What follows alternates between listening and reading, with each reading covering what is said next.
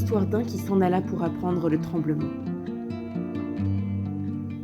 Un père avait 2 fils, mais si l'aîné était capable et intelligent, sachant fort bien se débrouiller en tout, le cadet par contre était stupide et ne comprenait rien, n'apprenait rien, et tous les gens qui le voyaient disaient « Celui-là, quel fardeau pour son père !» Aussi était-ce toujours l'aîné qui se chargeait de tout, dès qu'il y avait la moindre chose à faire. Mais quand son père l'envoyait vers le soir, lui chercher quelque chose, ou bien en pleine nuit, si le chemin passait le long du cimetière ou de quelque autre lieu inquiétant, il lui répondait carrément « Oh, non, père, je n'y vais pas, j'en ai le poil qui se hérisse. » Et en effet, il était très peureux. À la veillée, devant le feu, lorsque les gens racontaient des histoires terrifiantes et que ceux qui les écoutaient, en frissonnant, s'exclamaient parfois qu'ils en avaient la chair de poule, le cadet, dans son coin, se demandait en vain ce que cela voulait dire. Il répète sans cesse « J'en frissonne, j'en tremble, j'en ai la chair de poule », se disait-il. Et moi je n'ai rien de tout cela. Sans doute est-ce encore là un art à quoi je n'entends rien. Or, il advint un jour que son père l'apostropha soudain. « Écoute-moi un peu, toi, là-bas, dans ton coin. Te voilà devenu un grand et fort gaillard, et tu dois à présent apprendre quelque chose pour gagner ton pain. Regarde donc ton frère comme il se donne du mal.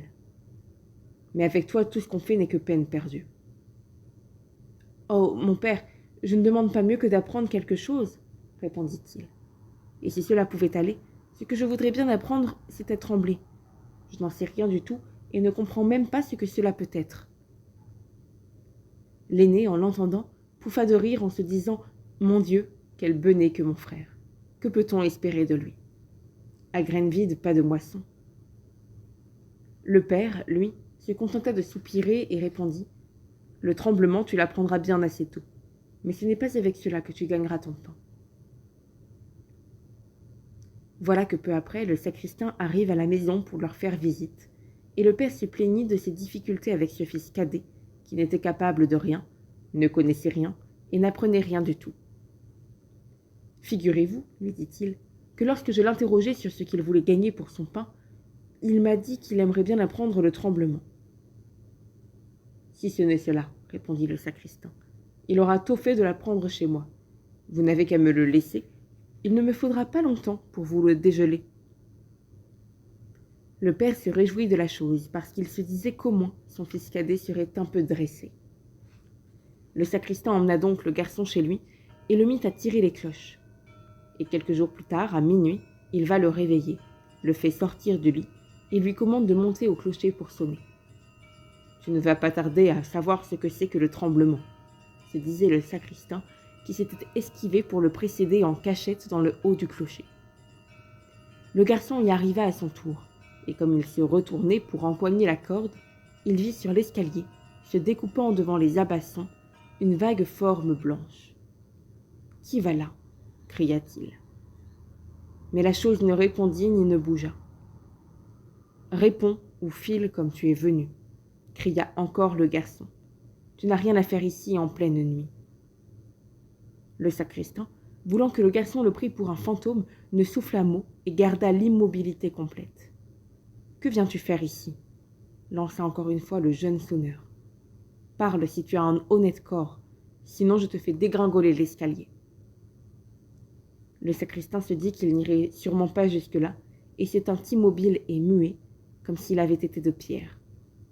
Le garçon l'avertit une 3e fois, sans obtenir plus de résultat, et, se jetant sur ce fantôme, il le précipita dans l'escalier en y mettant toute sa force. Et la forme blanche partit à la renverse, franchit d'un coup une 10aine de marches et resta aplati dans un coin. Il fit alors chanter la cloche, revint à la maison et regagna son lit sans rien dire à personne, se coucha et dormit comme devant. Mais la femme du sacristain attendit son mari longtemps, et comme il ne rentrait toujours pas, elle alla, fort inquiète, réveiller le jeune homme. « Sais-tu ce qu'est devenu mon mari ?» lui demanda-t-elle. « Il était monté à la tour devant toi. »« Non, je n'en sais rien, » répondit-il. « Mais il y avait quelqu'un debout en haut des marches, devant la basson, et comme il ne voulait ni me répondre ni s'en aller, je l'ai pris pour un malandrin et jeté en bas. Allez-y et vous verrez bien. » mais si c'était lui, j'en serais désolée. » La femme y fut d'un bond et sauva son mari qui gémissait, affalé dans un coin. Et il s'était cassé la jambe. Elle le redescendit de là, après quoi elle courut en poussant les hauts cris chez le père du garçon. « Votre cadet a fait un grand malheur, hurla-t-elle. Il a précipité mon mari du haut de l'escalier et lui a fait casser la jambe. Ce vaurien, ôtez-le de chez nous. » Le père y courut, tout effrayé, et secoua son fils d'importance. « Qu'est-ce que c'est que ces inventions maudites ? Ma parole, c'est le malin qui te les a soufflées. »« Père, écoutez-moi, répondit-il. J'en suis parfaitement innocent. Il était là, en pleine nuit, comme quelqu'un qui a de mauvaises intentions. Je ne savais pas qui c'était, et je l'ai averti 3 fois en lui disant de parler ou de s'en aller. »« Ah ça, dit le père, tu ne seras jamais bon qu'à faire mon malheur. Ôte-toi de devant mes yeux, je ne veux plus te voir. » Très bien, père, c'est entendu. Attendez seulement qu'il fasse jour. Je m'en irai au loin, et j'apprendrai le tremblement pour connaître enfin un art qui me fera gagner mon pain. Apprends ce que tu voudras, cela m'est complètement égal, dit le père. Prends ces 50 écus et va-t'en de par le monde, et que personne ne sache ni d'où tu viens, ni le nom de ton père, car j'ai honte de toi.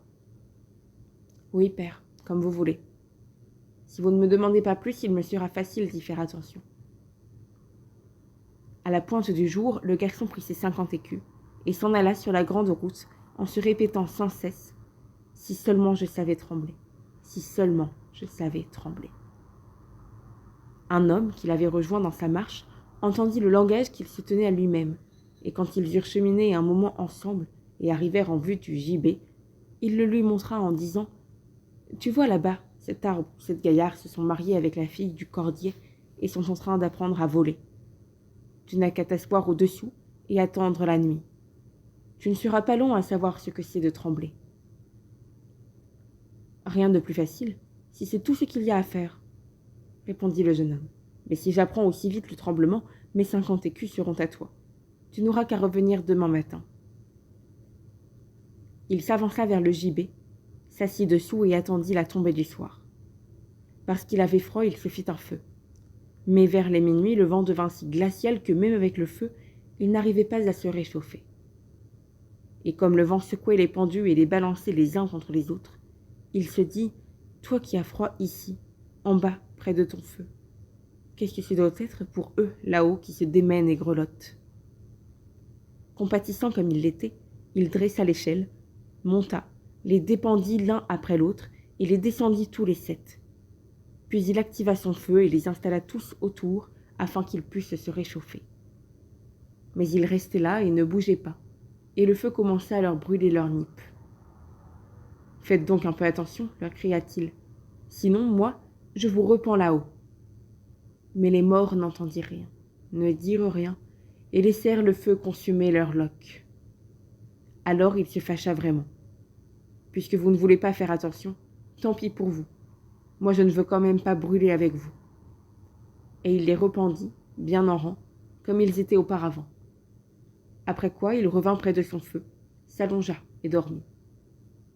Le lendemain matin, l'homme revint pour chercher les 50 écus en lui disant « Alors, tu sais maintenant ce que c'est de trembler. »« Pas du tout, répondit-il.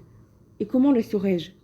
Ces idiots là-haut n'ont même pas ouvert la bouche et ils sont tellement stupides qu'ils laissaient brûler les malheureuses hardes qu'ils ont sur le dos. » L'homme vit bien qu'il n'aurait pas les 50 écus ce jour-là et il partit en grommelant.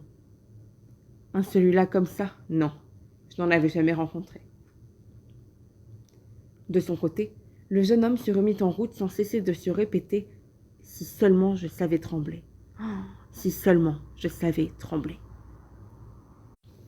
Et comme il parlait tout haut, un charretier qui se trouvait derrière lui l'entendit et lui demanda « Qui es-tu ?»« Sais pas, » lui répondit le jeune homme. « D'où viens-tu ?»« Sais pas, » lui répondit le jeune homme.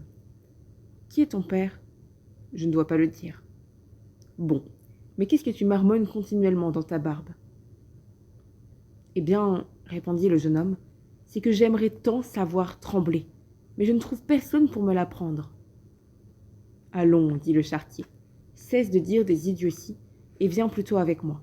Je vais tâcher de te trouver un gîte. » Le jeune homme s'en alla avec le charretier, et, sur le soir, ils arrivèrent à une auberge où ils comptaient passer la nuit. À peine entrait-il dans la salle qu'il se reprit à répéter « Si seulement je savais trembler. Ah, si je savais trembler. » Et l'aubergiste, en l'entendant, se mit à rire, et lui dit « S'il n'y a que cela pour te faire plaisir, on peut bien t'en fournir l'occasion par ici. » « Vas-tu te taire et te tenir tranquille ?» intervint sa femme. « Trop de curieux y ont déjà laissé la vie, et ce serait pitié et grand dommage que ces beaux yeux ne puissent plus revoir le jour. » « Aussi difficile que cela puisse être, dit alors le jeune homme, il faut une bonne fois que j'apprenne, puisque je suis parti de chez moi pour cela. » Et il se mit à presser l'aubergiste sans répit, jusqu'à ce que celui-ci lui eût raconté qu'il y avait, non loin de là, un château enchanté, où n'importe qui pouvait apprendre ce que c'est que le tremblement, rien qu'en allant y veiller 3 nuits. À l'audacieux qui le ferait, le roi avait promis sa fille, qui était la plus belle vierge que le soleil eût jamais éclairée. Il y avait, en outre, dans le château, de grands trésors que gardaient les méchants esprits et qui seraient à sa disposition une fois libérés. On assurait qu'il y avait là de quoi faire un riche du plus pauvre des hommes. Mais il y en avait plusieurs qui avaient tenté l'aventure. Et si tous étaient bien entrés, il n'en était ressorti aucun. Dès le lendemain matin, le jeune homme alla se présenter devant le roi et lui dit « Si je pouvais en avoir permission, j'aimerais bien veiller 3 nuits dans le château ensorcelé. » Le roi l'examina, trouva qu'il lui plaisait, et dit « Tu as le droit de me demander 3 choses que tu auras avec toi là-bas, mais uniquement des objets matériels et rien qui soit en vie. » « Je voudrais avoir de quoi me faire un feu, un tour et un banc de ciseleurs avec la gouge, » demanda-t-il.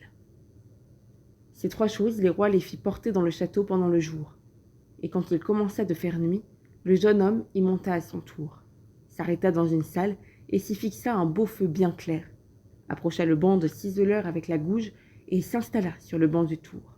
« Ah, si seulement je pouvais trembler, » se répétait-il. « Mais ce n'est pas encore ici que j'apprendrai. » Vers minuit, comme il voulait ranimer son feu et se pencher dehors pour souffler, voilà que soudain des cris sortirent d'un coin sombre. « Ouh, miaou, c'est que nous avons froid. »« Bande d'idiots, pourquoi criez-vous » leur lança-t-il.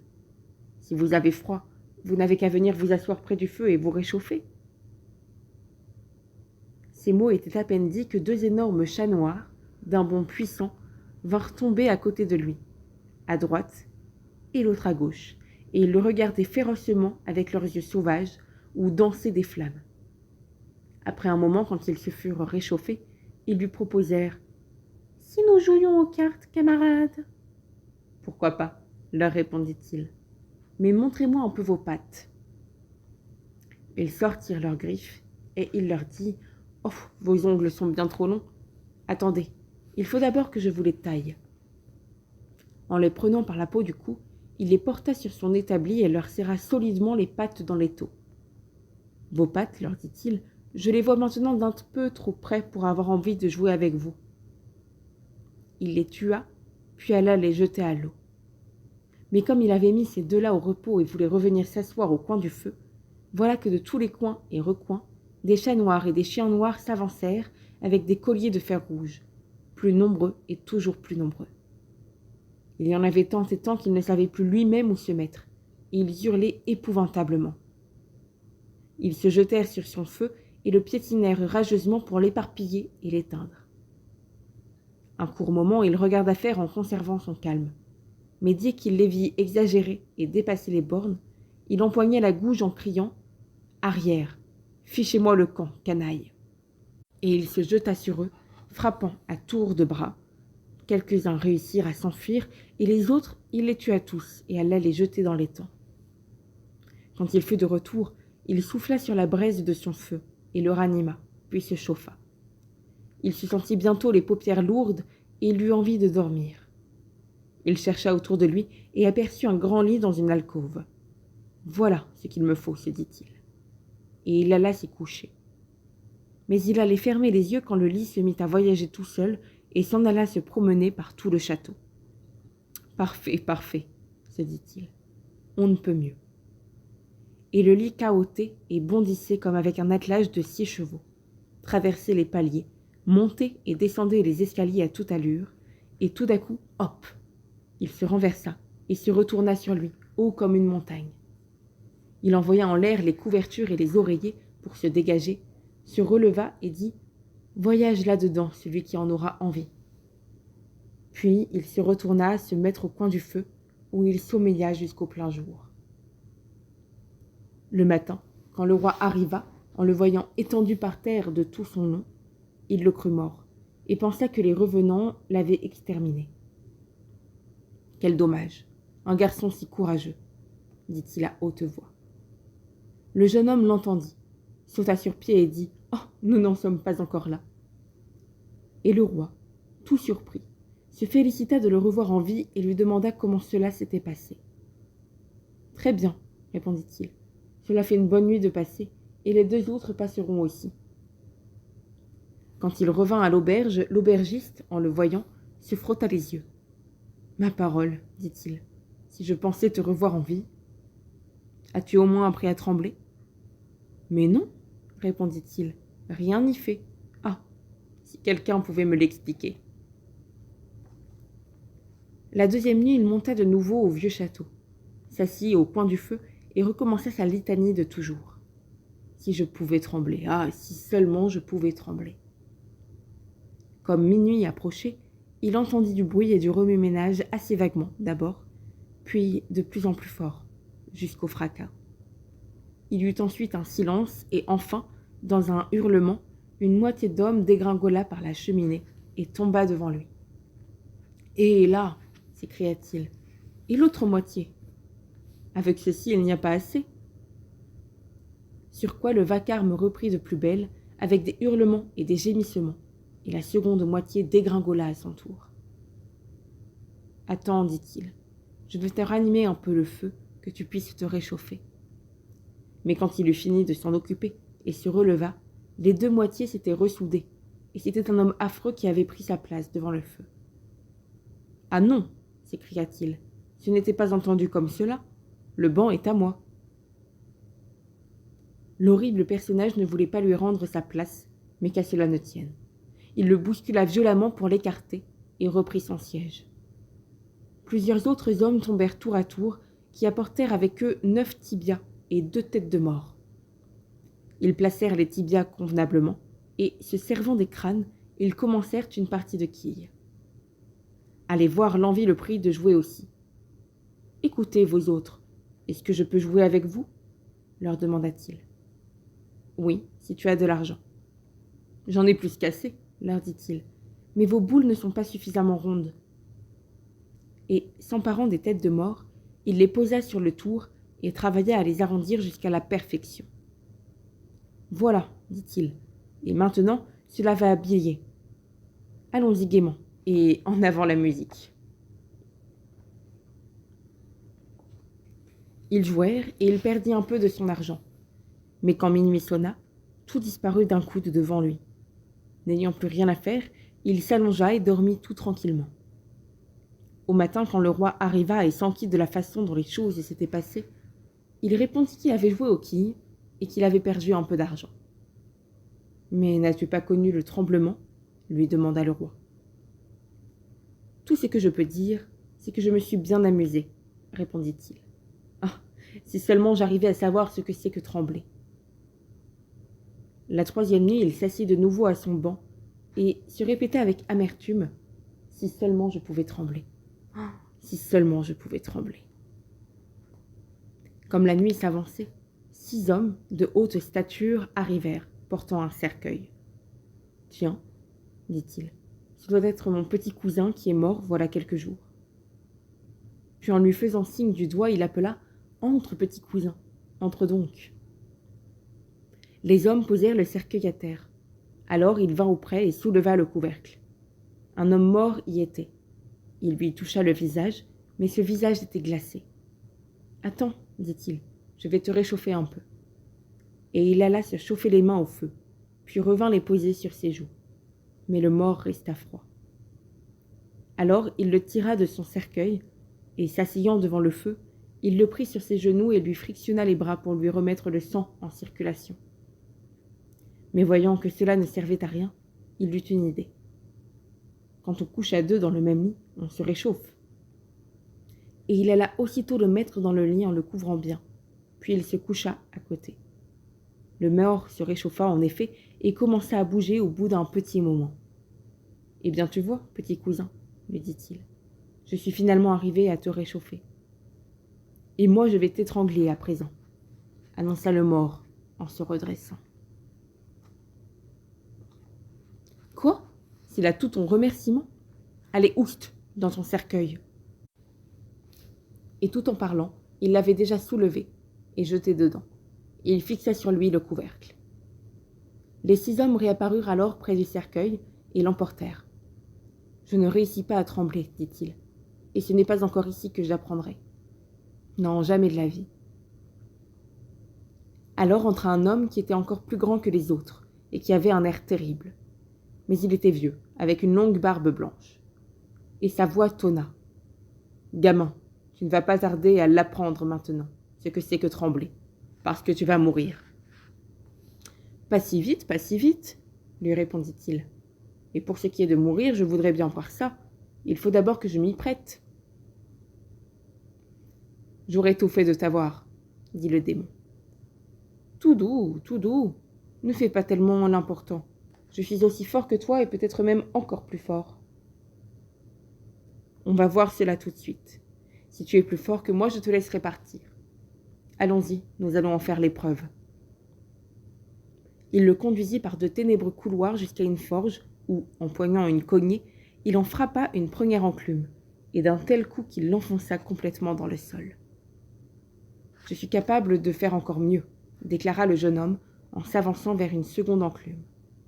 Le vieux s'avança lui aussi pour suivre la chose de près, et sa longue barbe blanche frôlait l'enclume. Saisissant la cognée, le jeune homme fendit l'enclume d'un seul coup, en coiffant dedans la barbe du vieillard. « Maintenant je te tiens, s'exclama-t-il, et c'est toi qui vas mourir. » Attrapant une barre de fer, il l'abattit sur le vieux, et ne cessa de frapper que quand l'autre le supplia en gémissant de s'arrêter, lui promettant en échange une grande richesse. Le jeune homme lâcha sa barre, dégagea la cognée et lui rendit sa liberté. Alors le vieillard le ramena dans le château et lui fit voir dans un caveau 3 caisses d'or. « Une est pour les pauvres, l'autre est pour le roi, et la 3e est à toi, dit-il. » Minuit sonna sur ces entrefaites, et l'esprit disparut, laissant le jeune homme dans les ténèbres. « Il faut pourtant que je me sorte d'ici, » se dit-il.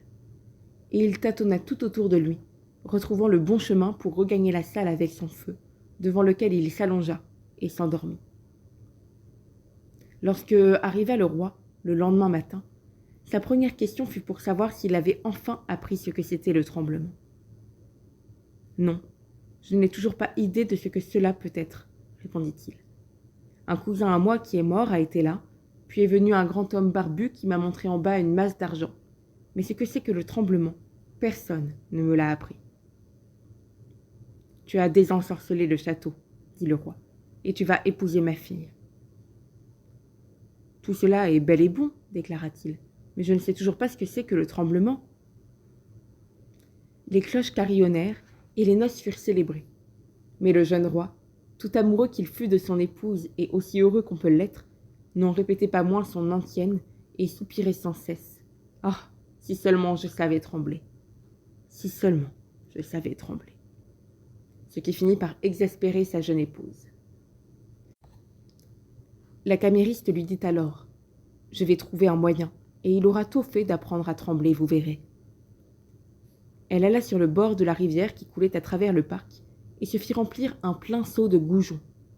La nuit même, tandis que le jeune roi dormait, la princesse eut soin de le découvrir en rejetant les couvertures, puis elle l'inonda de l'eau froide du seau où frétillaient les goujons. Il se réveilla en sursaut et s'exclama « Oh, ma chère femme, je tremble tellement. Ah, je sais à présent ce que c'est le tremblement. »